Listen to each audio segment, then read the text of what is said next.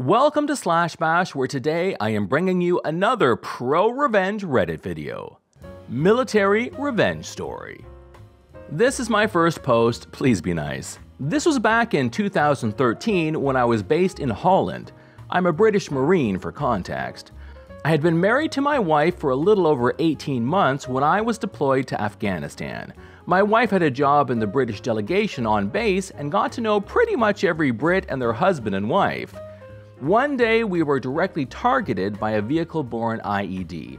Now, whilst it wasn't uncommon for there to be a threat to coalition forces in general, being directly targeted felt more personal for obvious reasons. That was also the day I found out about an RAF guy back in Holland that had tried to get it on with my wife.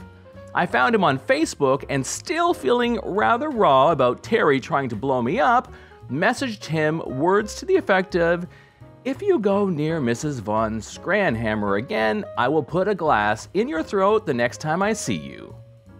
The next day, one of my bosses, who was also RAF, messaged me on Facebook to say that this guy had been over to his office and basically tattled on me. I was given a friendly warning, a heads up that this guy could have gone to the MPs and reported me. I have no idea what would have happened, but I acknowledged the warning and said it won't happen again. My boss had my back and actually told him to wind his neck. Fast forward to when I got back from Afghanistan. A few days had passed and I was starting to settle into a normal life again.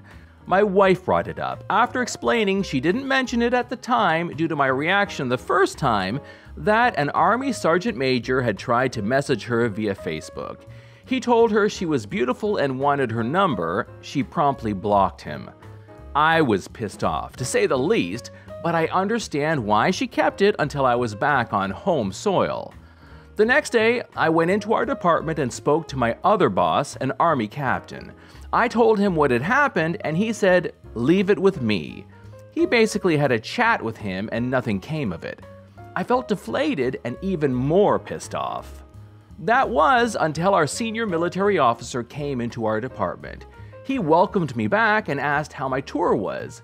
Still pissed off, I said, "It was good, sir, with the exception of Sergeant Major Dbag trying to get round my wife." Our senior military officer was, understandably, a little taken aback. About an hour or so later, he emailed me, saying that he feels the need to do something official about this.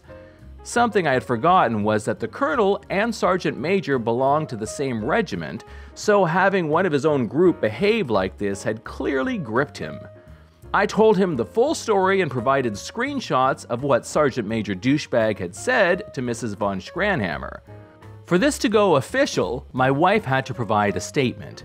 Unfortunately, Mrs. von Scranhammer is very non-confrontational and said she didn't want this to continue. I respected her wishes of not wanting to provide a statement, but hatched a plan that would be 3 years in the making. The timing is important. I emailed the colonel and said that Mrs. von Scranhammer has declined. However, I felt the need for some formal recognition, so I asked that Sergeant Major Douchebag write a letter of apology addressed to both my wife and I, which is to be signed and dated. This was granted, and I received said letter 2 days later. It said, "Lance Corporal and Mrs. von Scranhammer, I am writing this letter to you both to apologize for the torment and anxiety that you both must have felt from the messages that you received from my Facebook account. To Mrs. von Scranhammer, nobody should ever be in a situation where they worry about going to work because of who may come through the door, especially so when they have the added stress of a partner being operationally deployed at the time.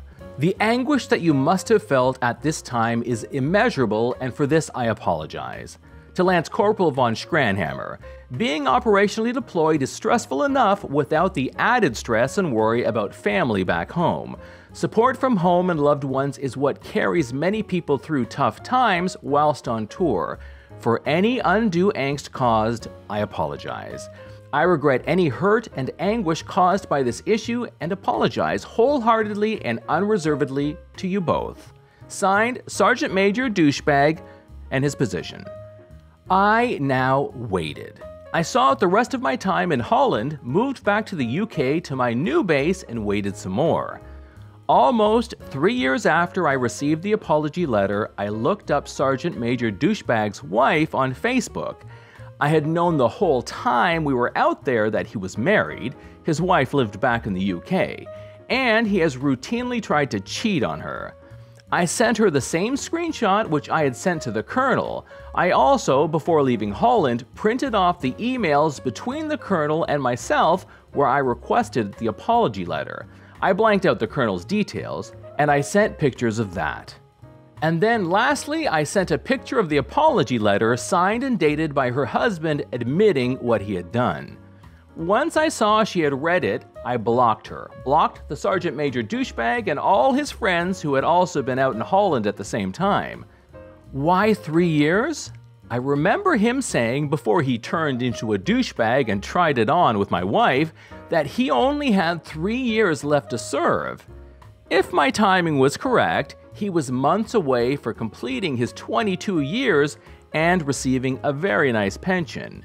If his wife decided to go ahead with divorce, she would take half of said pension, which would essentially screw him over for the rest of his life. Wage theft revenge. I worked in maintenance for a religious organization that owned a large number of aged care facilities. Even though they were supposedly not for profit, they went all out to scam the government for as much money as they could. For example, I once saw a claim for wandering behavior in a bedridden resident, so they could claim he had dementia, put him in a locked ward, and get extra money. Management saw their profit margin as the difference between the care they claimed they provided and what they actually provided. I got worse PTSD working for them than I did in 10 years of service in the Army. That included a deployment to Rwanda. I became aware that they were paying less than minimum wage for many of the non-nursing staff. A high percentage of housekeeping were from overseas, and God told them they could get away with it. In my country, you can claim back wages for 6 years, and it so happened I was just about to reach that mark, and I was thoroughly sick of their hypocrisy. I scheduled a meeting with the care manager in Human Resources. In the meeting, I requested to be paid the correct wage. After they realized I was not going to back down, they agreed to pay me correctly and would back pay me, but only if I didn't tell the other employees. I declined, and it ended up costing them over $700,000 for back pay to everyone. I was recording the conversation and took them to Fair Work, an independent workplace ombudsman. They made everyone with the same job description as me redundant because they couldn't think of a way to legally fire me. Then they outsourced maintenance, which ended up costing them much more. I took a nice holiday with redundancy pay and informed on them, with documented proof, to the government aged care regulator for the fraud. They were inspected with a fine-tooth comb, and 2 of their flagship homes were put under 6 months constant government supervision. Always remember that wage theft is the largest crime wave in history. It is ongoing, and no one ever goes to jail for it. This is John from /bash. Thanks for watching. If you've enjoyed the video and want to be the first to know when the next one's coming, subscribe. I would love for you to drop a like, share it with your friends, and I'll see you in the next one.